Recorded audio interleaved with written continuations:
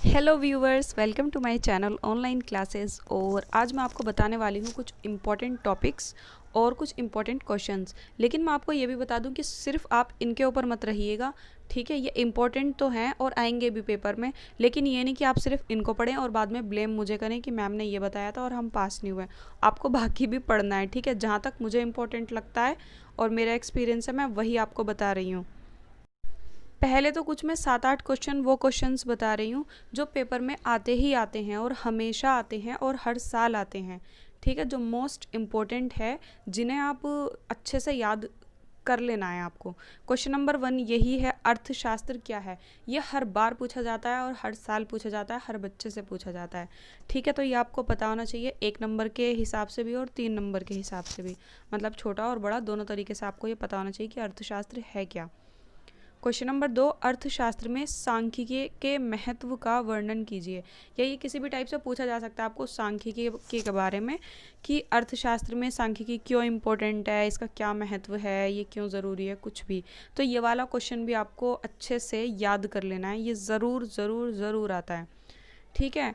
एक ये क्वेश्चन ज़रूर आता है, प्राथमिक और द्वितीयक क्षेत्र के बीच जो है अंतर बताना है, या फिर प्राथमिक क्षेत्र, द्वितीयक क्षेत्र, तृतीयक क्षेत्र, तीनों याद कर लीजिएगा बल्कि, क्योंकि इनमें तीनों में से किसी में भी कंपैरिजन बोला जा सकता है, कौन सा कब हुआ है, किससे क्या फ़ायदा हुआ, कुछ भी जो है इनमें से पूछा जा सकता है, ठीक है।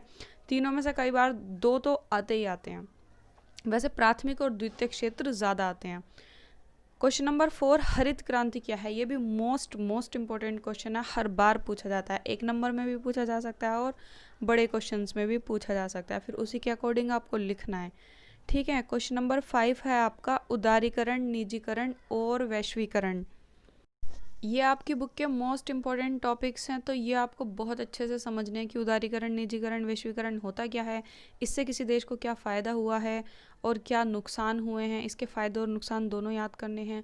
और जो विकासशील देश होते हैं, विकसित देश होते हैं, उनमें अलग अलग फ़ायदे नुकसान हुए हैं, तो वो भी आपको याद कर लेने हैं, ठीक है।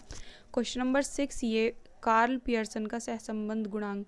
जो चैप्टर 7 है उसमें है ये कार्ल पियर्सन का सहसंबंध गुणांक। ये मोस्ट इंपॉर्टेंट है, इसमें से एक बड़ा क्वेश्चन ज़रूर आता है, ज़रूर ज़रूर आता है। तो ये आपको रट्टा नहीं मारना, समझना है, रटने वाली चीज़ भी नहीं है, नहीं आएगी बिल्कुल, ठीक है। मतलब पेपर में आएगी, रट्टे मारने से नहीं आएगी। एक जनगणना, जनगणना बहुत अच्छे से याद करना है, समझना है। जनगणना पे कोई भी क्वेश्चन बन सकता है आपका, कब होती है, कितने साल में होती है, क्यों होती है, कैसे होती है वगैरह, कुछ भी। एक मनरेगा, मनरेगा जो है 1 नंबर में ज़रूर आता है, ठीक है। 1 नंबर में तो आना ही आना है कि मनरेगा है क्या, ये आपकी बुक में इसकी फुल फॉर्म होती है, वो आपको बतानी है। और एक बेरोज़गारी की, बेरोज़गारी से आप क्या समझते हैं, बेरोज़गारी कितने टाइप्स की होती है, क्यों होती है और इससे बचने के उपाय वगैरह सब आपको पता होने चाहिए।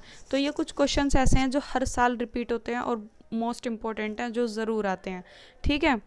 और अब मैं आपको कुछ चैप्टर वाइज बता रही हूँ। और हाँ, मुझे ये और बताना है आपको कि मैं सिर्फ 7 चैप्टर तक आपको बता रही हूँ, क्योंकि अभी तक मैंने 7 चैप्टर तक ही कंप्लीट किया है। उससे आगे मैं जब तक चैप्टर कराती रहूँगी, चैप्टर के अंदर ही बता दूँगी क्या इंपॉर्टेंट है, ठीक है। तो चैप्टर 4 में जो ज्यामितिक आरेख है, ज्योमेट्री डायग्राम जो होता है, वो इम्पोर्टेंट है। और ज्योमेट्री डायग्राम में आयत चित्र आ जाता है। वैसे तो देखिए कुछ भी आ सकता है, मैं गारंटी नहीं कह रही हूँ कि यही आएगा, मैं बार बार समझा रही हूँ, ठीक है। आयत चित्र और बहुभुज, बस ये है कि इनकी प्रैक्टिस थोड़ी ज़्यादा अच्छे से कर लेना। चैप्टर 3 में से आंकड़ों का वर्गीकरण, वर्गीकरण में से आपसे कुछ भी पूछा जा सकता है, ठीक है, कोई भी टॉपिक। और बारंबारता पूछी जा सकती है, वो ज़रूर पूछी जाती है। और चैप्टर 5 में से देखिए, माध्य का, माध्य और बहुलक में से तीनों ही आते हैं, ठीक है। कई बार 2 भी आ जाते हैं, 3 में से 2 तो आने ही आने हैं।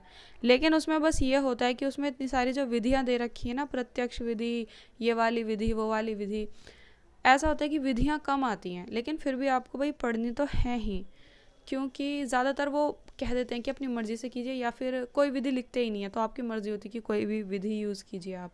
और अगर उनका दिमाग सटक गया पेपर बनाने वालों को और आपकी किस्मत ख़राब हुई, तो वो विधि भी दे सकते हैं कि इस विधि से करिए। चैप्टर 6 में से ये Q1 और Q3, जिसे हम चतुर्थक बोलते हैं, चतुर्थक 1 और चतुर्थक 3 जो है ये 1 नंबर में आपसे ऐसा पूछ लिया जाता है कि कैसे इसको फाइंड आउट करना है, ठीक है। और चतुर्थक विचलन मोस्ट इंपॉर्टेंट है, माध्य विचलन मोस्ट इंपॉर्टेंट है, इसमें से कोई भी क्वेश्चन आ जाता है, बहुत ईजी है, ये भी सब पे मैंने वीडियो बनाई हुई है, आप देख सकते हैं। मानक विचलन, परास, ये सब इंपॉर्टेंट है इस चैप्टर में। सिर्फ गुणांक जो है ये इतना इंपॉर्टेंट नहीं है, इसका मतलब ये नहीं है कि बिल्कुल इग्नोर कर दोगे, क्योंकि कुछ भी आ सकता है, ठीक है। लेकिन बस ये है कि गुणांक इतना इंपॉर्टेंट नहीं है, ये सब ज़रूर आता है, गुणांक कम आता है, ठीक है। और इसमें चैप्टर 7 में कार्ल पियर्सन का सहसंबंध गुणांक, ये मोस्ट इम्पॉर्टेंट टॉपिक है, ठीक है। तो ये मैंने आपको सिर्फ चैप्टर वाइज बताया है और सिर्फ 7 चैप्टर तक बताया है। और यहाँ मुझे एक बात और बतानी है, मुझे ऑल इंडिया पेपर के बारे में नहीं पता कि ऑल इंडिया पेपर में क्या क्या आएगा या फिर क्या क्या इंपॉर्टेंट है, ठीक है। मैं ये सिर्फ CBSE दिल्ली का बता रही हूँ, दिल्ली में जो पेपर आता है वो उसमें क्या इंपॉर्टेंट है और क्या क्या आ सकता है, ठीक है। क्योंकि मुझे उसकी ज़्यादा नॉलेज है, इसलिए मैं उसके बारे में बता रही हूँ। क्यों बेकार में मैं झूठ बोल के ये कहूँ कि मैं ऑल इंडिया के बारे में भी अब पेपर का मैं बता सकती हूँ या कुछ भी। देखिए जितनी नॉलेज है मैं उतना ही बता रही हूँ, ठीक है। बाकी का मुझे नहीं पता, तो वो आप खुद से देखिए। और ये भी जो है इम्पोर्टेंट क्वेश्चंस की तो मैं गारंटी देती हूँ कि क्वेश्चंस तो ज़रूर आते हैं। जो मैंने ये 6-7 क्वेश्चंस बताए हैं इनमें से क्वेश्चंस ज़रूर बनते हैं। लेकिन जो टॉपिक्स हैं इसका मतलब ये नहीं कि आप सिर्फ बुक में यही पढ़ें, नहीं तो 33-34 नंबर आने लायक हो जाओगे, ठीक है। और भी आपको बाकी सब कुछ पढ़ना है। और अगर वीडियोस देखनी है तो मेरे चैनल पे बहुत सारी वीडियोस हैं, आप प्लेलिस्ट में चेक कर सकते हैं। 11th इको के नाम से प्लेलिस्ट है। मिलते हैं नेक्स्ट वीडियो में, बाय गाइस।